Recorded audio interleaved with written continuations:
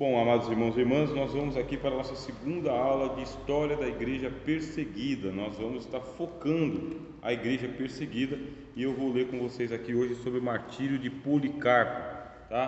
Para falar desse assunto, eu li este livro aqui, tá bem? Esse livro aqui é chamado de Pensamento Cristão, dos primórdios até a Idade Média, Tony Lane. Também eu li este livro aqui, tá bem? Os Padres da Igreja, do primeiro até o quarto século, do Jacques Liebayer. Também eu li este outro livro aqui, depois vocês podem vir folhear, tá bem? Que é a História do Pensamento Cristão, do Paul Tillich, tá bom? Momentos decisivos na história do cristianismo, Mark Knowles. Momentos decisivos, assuntos principais. E eu estou aqui também com o livro da semana passada, Documentos da Igreja Cristã, falar sobre o martírio de Policarpo, e trouxe também a enciclopédia de Bíblia, Teologia e Filosofia do Dr. Champlin, tá bem? Dr. Champlin, Russell Norm Champlin, escreveu. E eu quero falar um pouco sobre o martírio de Policarpo, história da igreja perseguida. Policarpo foi bispo da igreja de Esmirna, bem, bispo da igreja de Esmirna. Inclusive, nós temos aqui o assunto falando que o martírio de Policarpo teve lugar em 155 da era cristã, na cidade de Esmirna, a atual Izmir, na Turquia moderna. O que acontece é que Policarpo ele foi discípulo de João. João, aquele que eu falei lá na primeira parte da aula sobre teologia paulina. João foi o primeiro cristão propriamente dito, porque ele foi o primeiro seguidor de Jesus. João foi o primeiro seguidor do Senhor Jesus. João ele se converteu através de João Batista, ouvindo a pregação de João Batista, foi batizado por João Batista, estava com João Batista no dia que Cristo foi apresentado. Eis o Cordeiro de Deus que tira o pecado do mundo. João deixou João Batista e perguntou: Senhor, aonde moras? E o Senhor falou: vem comigo. A partir dali ele começou a andar com o Senhor Jesus de dia e de noite, se afeiçoou a Cristo. Ele é identificado no Evangelho como sendo o discípulo a quem Jesus amava. No final do Evangelho de João, Cristo diz que ele não morreria antes de ver chegar o reino. Cristo diz isso. Se espalhou esse dito entre os discípulos, que João era imortal.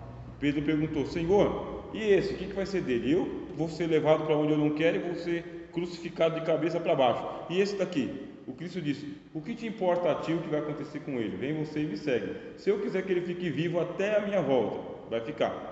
Espalhou-se esse dito entre os discípulos de que João ele era imortal.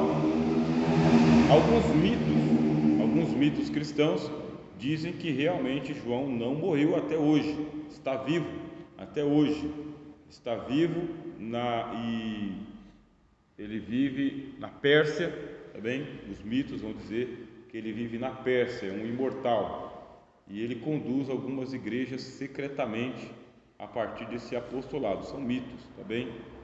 Mitos que o pessoal vai escrevendo que estiveram lá com ele. Os documentos vão dizer: estivemos com o bem-aventurado apóstolo João, que ainda permanece vivo entre nós, não morreu. São mitos e lendas. Outros vão dizer que ele foi jogado dentro de um tacho de fogo, de óleo fervente, tá? Óleo fervente.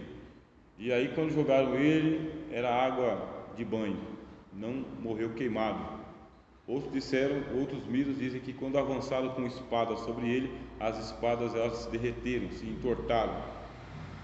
Bom, aí o que a gente tem de bíblico? Nós temos que ele foi banido para a ilha de Patmos e não morreu. Não morreu, e era uma ilha chamada Ilha de Patmos, porque é do patíbulo, tá? O lugar da morte, é a Ilha da Morte.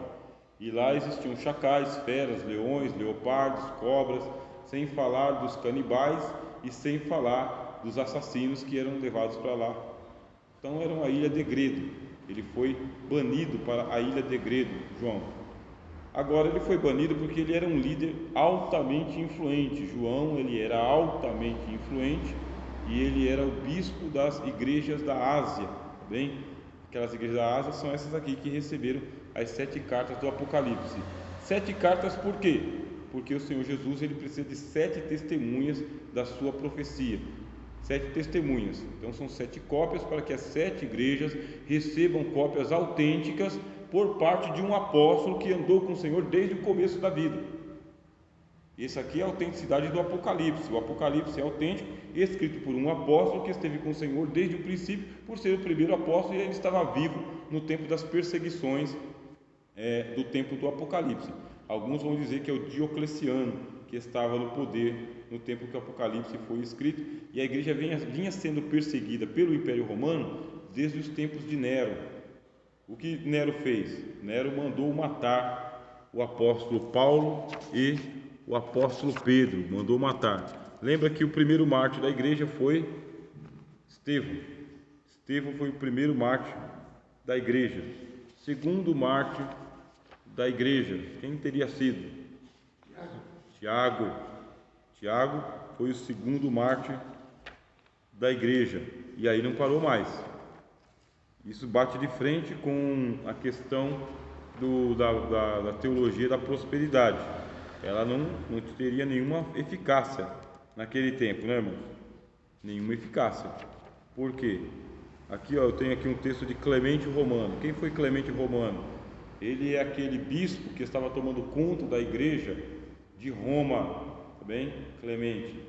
Por isso ele é chamado de Clemente Romano. Ele escreveu aqui, perseguição de Nero, martírios de São Pedro e São Paulo. Falemos dos heróis mais próximos a nós, ó excelentes apóstolos. Pedro, injustamente invejado, sofreu, não um ou dois, mas inúmeros desgostos, e após prestar o seu testemunho, marchou ao merecido lugar na glória. Paulo, suportando ciúmes e rivalidades, experimentou o valor da perseverança. 7 vezes encadeado, desterrado, apedrejado, levou o Evangelho ao Oriente e ao Ocidente, fazendo-se nobremente famoso por sua fé. Após ensinar a justiça ao mundo inteiro e tocar os confins do Ocidente, prestou seu testemunho diante dos soberanos e, deixando o mundo, entrou no lugar santo. Não cabe maior exemplo de persistência. Isso aqui foi escrito no ano 95 da era cristã. O apóstolo Paulo foi morto por volta do ano 64, junto com o apóstolo Pedro. E os demais apóstolos todos foram mortos. Só João não foi morto, foi desterrado para essa ilha chamada Ilha de Patmos. Chegando na Ilha de Patmos, meus irmãos, o que aconteceu? O Senhor Jesus apareceu para João e deu a ele as 7 cartas, que são 7 cópias do Apocalipse, 7 cartas. E uma delas a igreja de Esmirna, que eu gostaria de ler com vocês aqui. Apocalipse capítulo 2, versículo 8. E ao anjo da igreja que está em Esmirna, escreve. Quem está escrevendo aqui é o Senhor Jesus, que está ditando. Quem vai escrever é o pastor presidente daquele tempo, que é o apóstolo João. Escreve: isso diz o primeiro e o último. Você vê assim a identificação de Cristo com João, porque João foi o primeiro que estava no ministério e o último a morrer. Olha que interessante, né? O último. Então Jesus faz uma identificação com o seu apóstolo. Lógico que ele está falando que aqui é Jesus, o primeiro e o último é Jesus, mas está se identificando com o seu apóstolo, que foi morto e reviveu. O apóstolo João foi morto e reviveu? No começo do Apocalipse, sim. Quando ele viu o Senhor Jesus, caía aos seus pés como morto, mas ele me tocou com a sua destra e ele ressuscitou, ele reviveu. É uma identificação do Senhor como profeta. Isso é importante, tá? Não dá para ser profeta do Senhor se Cristo não se identificar com o profeta. Cristo tem que se identificar com o pastor João, porque se Cristo não se identificar com o senhor não consegue ser o profeta dele. A mesma coisa, o senhor tem que se identificar com Cristo, senão ele não pode ser o seu Cristo. A mesma coisa com o apóstolo João. Cristo se identifica com o seu profeta. Aí o Cristo diz: eu sei as tuas obras, e tribulação, e pobreza, conhece a pobreza do bispo de Esmirna, tá bem? Porque Policarpo, ele é um dos discípulos de João. João tem dois discípulos conhecidos, Inácio de Antioquia e Policarpo de Esmirna. Inácio nós vimos aqui na semana passada, e hoje a gente vai ver um pouquinho de Policarpo. Então, Policarpo é bispo de Esmirna. Então, conhece as obras, a tribulação e pobreza. As obras são as ações que são feitas ali na igreja de Esmirna. A tribulação é o peso que está sobre a cabeça, os ombros daquele que está fazendo a obra. Isso é tribulação. Pobreza é a falta de recursos para fazer a obra de Deus. Aí o Cristo coloca aqui: mas tu és rico. A gente nem imagina que a falta de recursos na terra é excesso de recursos dos céus, ou riqueza dos céus. Não tem aqui embaixo para fazer, mas tem no depósito dos céus. E blasfêmia dos que se dizem judeus e não são, mas são sinagoga de Satanás. Então conhece as pessoas que se fazem passar por crentes, mas na verdade são uma congregação do diabo dentro da terra, dentro da igreja no caso. Isso aí, infelizmente, ou felizmente, né, é a parábola do joio e do trigo. Quer dizer, então, que uma igreja de Deus, ela é composta por pessoas de Deus e do diabo. Por que o diabo? Porque o diabo se fez presente durante o ministério terreno de Jesus o tempo todo. O cara estava lá. O cara se intrometeu no jardim do Éden e fica aqui na terra até o último dia, até ser banido para o lago de fogo. O bicho é ruim. O bicho é ruim. Aí o Cristo fala para ele: nada temas, quer dizer, nada é nada, nada temas das coisas que hás de padecer. Eis que o diabo, conheço a sinagoga de Satanás, o próprio diabo, o Cristo diz, lançará alguns de vós na prisão. Isso aconteceu com Policarpo, eu vou ler para vocês aqui. Lançará alguns de vós na prisão, para que sejais tentados. Vocês viram na semana passada que ir para as prisões romanas era uma tentação horrível. Só de pensar de cair naquela galeria cheia de corpo de gente morto lá dentro, com ratos, baratas e um monte de doença, e o fedor e a carniça, só de pensar naquilo as pessoas já falavam: não, meus parentes é tudo crente, eu não sou não. Já entregava todo mundo, só de pensar em ir para aquele lugar. Então era uma tentação. Aí o diabo lançará alguns de vós na prisão para sejais tentados. Aí a gente passa por tentação e fala: por que eu estou passando por tentação? Da onde vem esse negócio? E tereis uma tribulação de 10 dias. Eu conheço a sua tribulação e vem mais aí pela frente. Não tem nenhuma promessa de não vai para a prisão, não vai ter tribulação, não tem promessa. Não tem um evangelho fantasioso aqui. O que nós temos aqui? Cristo em revelação falando que a igreja está sendo perseguida e vai ser mais perseguida. E quem está perseguindo a igreja? O diabo. É o diabo. Esse negócio aí que esse pessoal está fazendo aí, mascarando todo mundo, impondo um monte de leis sanitárias aí, pode ter certeza que tem um viés político, mas tem um cara por trás disso aí, é o diabo. Está tomando ocasião para poder combater a espiritualidade, a fé e a piedade da igreja. Tem muito crente então que está se aproximando muito de Jesus na ocasião que nós estamos vivendo, e tem um monte aqui que não vai voltar mais para a igreja. Se achou no mundo, era o que ele precisava, de uma folguinha de Jesus. Então tem gente que, e a gente fica espantado: por que o cara não volta para a igreja? Porque ele se achou no mundo, era para ele essa ocasião. E por que o cara está voltando para a igreja? Porque ele não se achou no mundo, não viu a hora da igreja abrir as portas. Então a gente não tem que se espantar, porque é a ocasião de fazer a ciranda do diabo. Eis que o diabo lançará alguns de vós na prisão para sejais tentados, e tereis uma tribulação de 10 dias. Seja fiel até o último dia. Não adianta ser fiel até o 9º dia mesmo. Aleluia. Até o 8º dia, até o 7º dia. Tem que ser fiel até a morte. Até a morte. E o Policarpo foi fiel até a morte. Você imagina que ele recebeu a carta e o João falou: cara, você vai para a prisão, né? Vai para a prisão. Importante que João deu testemunho, Inácio deu testemunho. E é o seguinte, meus irmãos: quando uma pessoa ele dá testemunho de coragem, isso aí incentiva os outros irmãos a terem testemunho de coragem também.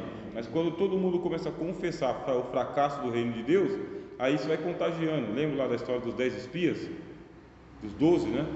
E 10 acabou com a fé de mais de 500 mil de pessoas no deserto, né? Porque era muita gente lá. Acabou com a fé de milhares de pessoas. 10 pessoas contagiou e condenou a multidão de todo Israel a ficar 40 anos no deserto. 10 caras, 10.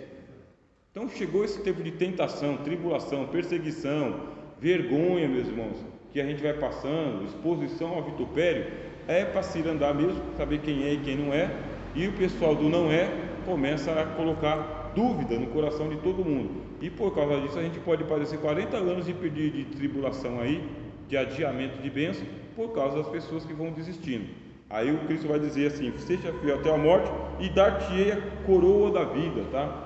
Aqui a palavra coroa da vida é grinalda da vida, tá bem? O que é grinalda? É um véu que se coloca sobre o corpo da noiva, tá bem? Não somente a cabeça, mas é um véu que envolve todo o corpo da noiva, representando que ela está sendo desposada com honra. Aí o Cristo fala: seja fiel até a morte, para que ninguém impeça você de ser coroado com a vida, receber a grinalda da vida. Quem tem ouvidos, ouça o que o Espírito diz às igrejas. Aqui então tem uma identificação do Cristo, do profeta e do Espírito, os três falando a mesma linguagem. É importante, amados irmãos e irmãs, que nós falemos a mesma linguagem que o Espírito Santo nessa hora, a mesma.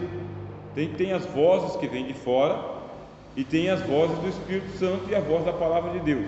Então é importante que o profeta, o pregador, o professor fale as palavras de Jesus, e que o Espírito Santo fala: é isso que eu falaria se eu fosse você. Se o Espírito Santo fosse você, ele falaria isso. Aí ele vai dizer: é isso mesmo que tem que ser ensinado. O que o Espírito Santo diz? Quem tem ouvidos, ouça o que o Espírito diz às igrejas. Ao que vencer, não receberá o dano da segunda morte. Tem uma coisa pior do que morrer. Tem algo pior do que a morte, que é a segunda morte.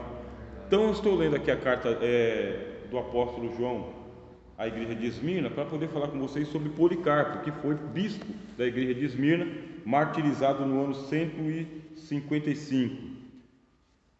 O Policarpo, cujo nome significa muito fruto, tá? Carpo é fruto, tá? Carpo é fruto. Poli é muito, de multiplicidade. De Esmirna, tá? Então, carpo é o fruto. Eu vos nomeei para que vocês vades e deis carpo, frutos. E poli é muito, tá? Multiplicidade. Então, onde vem lá poli, né? O discípulo pessoal do apóstolo João, homem muito consagrado, foi o principal pastor da igreja de Esmirna, bem como o principal instrumento do poder de Cristo, parcialmente mediado pelo anjo guardião da igreja. A história de seu martírio é narrada por Eusébio. Eusébio foi o primeiro historiador da igreja, tá bem? Em sua história eclesiástica. Foi levado à Arena, lugar dos Jogos Olímpicos, um dos maiores teatros abertos da Ásia Menor. Começou na época da perseguição da igreja, começou a alastrar o pavor entre as pessoas, o pavor. As arenas romanas estavam sendo tomadas de mártires cristãos, tomadas, e os pastores estavam sendo mortos. Tem os pastores famosos e tem os pastores que não eram tão famosos assim. Então o que acontece? Houve o martírio de Inácio de Antioquia. Oi? Esse daqui, o Policarpo, 155. O martirizou, os pastores estão morrendo. Os crentes cantavam mesmo durante a execução.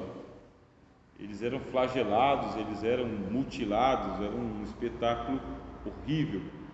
E isso encorajava muito os cristãos, encorajava alguns irmãos que eles eram entusiastas. É gente que se apresentava para ser martirizado. Por quê? Porque tem a palavra de Deus, tem o fenômeno e tem o mito, tá? Então aqui está a palavra de Deus. Isso aqui é a palavra de Deus, a Bíblia é a palavra de Deus. Tem o fenômeno, meus irmãos. O fenômeno é aquilo que está acontecendo em volta, tá? A verdade. é o fato histórico, isso é o fenômeno. E tem o mito, que são as histórias que o povo conta, aumentando-se. Aí começou-se a aumentar a história de que Jesus estava aparecendo para os mártires. Jesus, na hora do martírio, fazia igual fez para Estevão, aparecia, e os mártires, no momento da adoração, viam Jesus, e Jesus conversava com eles. E na imaginação de muitos filhos de crentes, filhos dos cristãos, eles queriam ir para o céu rápido, e eles não iam negar Jesus de jeito nenhum, sabe? A síndrome de Pedro: irei contigo até a morte. E muitos, quando chegavam lá, que viam as feras, que viam o suplício, negavam Cristo publicamente. Muitos jovens, muitos irmãos, muitos valentões negavam Cristo. E como que era a maneira de negar Cristo? Tinha que dizer o seguinte: olha, morte aos ateus. Quem eram os ateus? Os cristãos. Morte aos ateus. Aí pegava-se o incenso, tinha a estátua de César e oferecia louvores a César e dizia: César é o Senhor, César é o Senhor. Naquela ocasião, só César era o Senhor. Esse é o contexto histórico da história da igreja. Pois bem, começou a se espalhar, e o pessoal começou a dizer para Policarpo que ele deveria ir embora, deixar a comunidade. Seria uma desonra muito grande. Policarpo, que significa muito fruto, ficou na cidade de Esmirna até ser encontrado. Delataram ele, disseram onde que ele estava, foi preso e foi conduzido às arenas. Então o cheiro de carne humana queimada era muito grande, as feras comendo todo mundo era muito grande, e haviam credenciais para o martírio. Essas credenciais são uma coisa natural, não é que recebeu lá da convenção, sabe, da carteirinha de plástico, é um testemunho público. Então o que acontece? Esses mártires, eles tinham uma piedade muito autêntica. Piedade, meus irmãos, é a prática da palavra de Deus visivelmente. A piedade é uma coisa assim, o apóstolo Paulo fala que o exercício corporal para pouco se aproveita, mas a piedade para tudo é proveitosa, tendo a promessa da vida eterna. Então Deus procura a semente dos piedosos. Ter piedade, meus irmãos, é altamente necessário para quem é crente. Ser piedoso, ser pio. Se você não tem piedade, você tem impiedade, você é ímpio, você nega a fé. Ter piedade, você pode não ter todo aquele conhecimento exegético, doutrinário, mas você tem a sua devoção, a sua piedade, o seu comportamento. Então eles eram altamente piedosos, e com a piedade deles, as pessoas gostavam não somente de ouvir, mas estar perto e servir esses pastores, que eram chamados de bispos, supervisores daquelas igrejas. Segundo, meus irmãos, esses pastores, eles tinham uma coragem muito grande, eles não tripudiavam diante do perigo. É um momento que eles tinham muita coragem. Eles estão dentro de uma sociedade que levar a espada à cinta é normal, todo mundo tem a sua espada à cinta.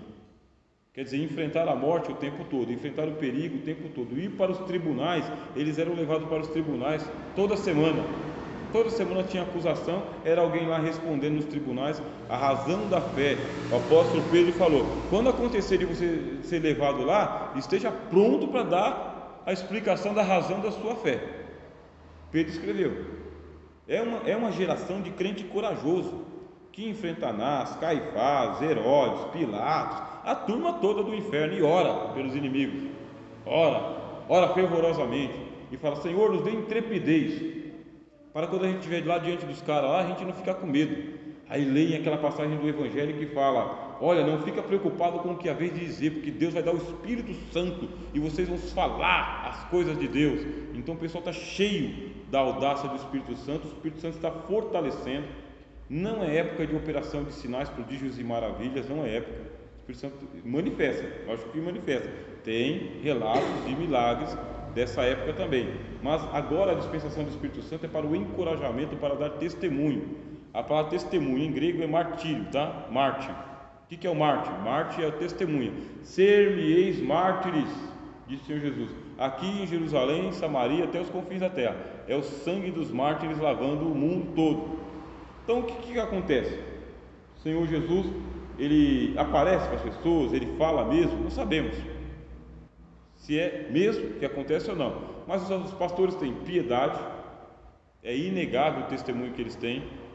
Esse daqui não espoliava os bens dos irmãos, ele participava da pobreza da igreja de Esmirna, mas no céu cumulado de riqueza. Era muito corajoso, audaz, muito mesmo. E terceiro, meus irmãos, a doutrina desse pessoal. Esses pastores, eles pregavam uma doutrina que era cirúrgica, era uma precisão cirúrgica, não tinha heresia na teologia deles, não era um Cristo inventado, um Cristo falso, um falso evangelho. Eles falavam com exatidão a palavra de Deus, com exatidão. São 3 credenciais que eles tinham ali. E por que isso daí? Porque tinha que enfrentar leões, tinha que enfrentar fogueira, tinha que enfrentar o rio gelado, que eles eram jogados no rio congelante, para morrer congelado mesmo. Eles eram arrastados por cima das ferpas de ferro que eram colocadas nas estradas. Então eles eram arrastados, ficavam todos dilacerados. Quer dizer que você tem que ter uma doutrina que diz o seguinte: rapaz, você só vai pagar o preço da morte se você tiver convicção de que você vai para casa, para o andar de cima. Quem não tinha convicção negava mesmo, publicamente. Aí vai dizer aqui de Policarpo o seguinte, deixa eu ver o oráculo. Vai dizer de Policarpo o seguinte, vamos lá: foi-lhe ordenado que se retratasse e que abandonasse a Cristo, dando sua lealdade ao imperador romano como se fora um Deus. Foi-lhe ordenado que dissesse: fora com os ateus, porque é assim que se fazia. Quem eram os ateus? Os cristãos. Isso ele fez. Quando Policarpo foi lá para a arena, diga, Policarpo, fora aos ateus. O homem tinha mais de 80 anos de idade, tá? Então ele vai falar com a voz de um homem de 80 anos de idade. Ele falou: fora com os ateus. Aí apontou para a arena assim, ó, fora com todos vocês, seus ateus, fora. Isso enfureceu a todos quando eles ouviram Policarpo tripudiar deles. Ao invés de falar que os cristãos eram ateus, apontou para a corte romana, para a sociedade romana. Você vê o que é o dom, sabe? Que o apóstolo Paulo falou a Timóteo: Deus não nos deu o espírito de covardia, sabe? Mas de fortaleza no Espírito Santo. Então Deus deu. Então o testemunho que a gente tem é que você é fortalecido pelo Espírito Santo com aquela ousadia, sabe? Aquela tenacidade para dar testemunho de Jesus. Ninguém pode dizer Jesus Cristo é o Senhor se não for pelo Espírito Santo. Esse é o contexto. Você chega diante da estátua e fala: César não, Cristo é o Senhor. E foi-lhe ordenado que jurasse pelo gênio de César, confessando assim a divindade do imperador, mas ele recusou fazer. Foi ameaçado de ser morto pelas feras, mas não demonstrou qualquer temor. O procônsul se opôs a tais providências, mas sem resultado. Alegremente, muitos trouxeram madeira para fazer a fogueira, já que o homem não tem medo das feras. Não jura pelo gênio de César. Chega na arena e ainda zomba dos romanos, falando que são todos ateus. Ameaçou queimar o homem vivo. Aí começaram a trazer fogueira e colocar lá em volta dele. Quando lhe foi dito que se retratasse, ele zombou do fogo que tinham feito e relembrou aos seus algozes do fogo muito mais terrível das chamas do juízo eterno. Essa fogueirinha que vocês estão fazendo não se compara com o inferno para onde vocês vão. Não se compara. Mais de 80 anos de idade, sabe? É aquela audácia de você ter servido a Cristo durante a vida inteira e você não vai ser fiel por 60 anos, 50 anos, 30 anos, 25 anos, irmãos. É para a vida toda, é decisão eterna, para sempre. Aconteça o que acontecer, é para sempre a nossa convicção pela cruz de nosso Senhor. Aí, então disseram: esse é o mestre da Ásia, o pai dos cristãos, aquele que derruba por terra os nossos deuses e tem ensinado a muitos a não sacrificarem e nem a adorarem. Vocês veem que é nosso problema com a idolatria evangélica, é uma desonra aos mártires, porque o pessoal pegava e falava: vocês estão adorando touros, bezerros, bodes, são demônios, que nem Paulo falou a Corinto. Todo mundo que adora um ídolo está se prostrando a Satanás. Idolatria é coisa do diabo. João escreveu: fujam dos ídolos. Tem que varrer esse negócio aí do imaginário evangélico. a palavra e o Espírito Santo. Se eles não operarem, esquece o resto das bugigangas. Um dia desse lá estava uma irmã assistindo um vídeo que eu coloquei na internet, aí ela falou, realmente o que não falta é bugiganga, para colocar o pessoal para adorar os ídolos, não. Ante as ameaças deles, que instavam para que amaldiçoasse a Cristo, respondeu: por 86 anos tenho sido servo de Cristo, e ele nunca me fez mal algum. Como posso blasfemar do meu rei que me salvou?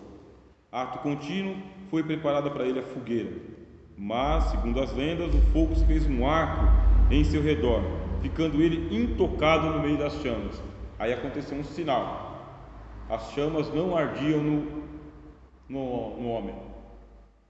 Esses testemunhos são inúmeros, tá? Não somente no primeiro século, mas na China tem um monte de testemunho de cristão que viu um milagre acontecer na hora do martírio, tá? Na China tem, na China, na Coreia do Norte, na África, tá? No mundo todo tem testemunhos de como Cristo se manifestou milagrosamente na hora do martírio.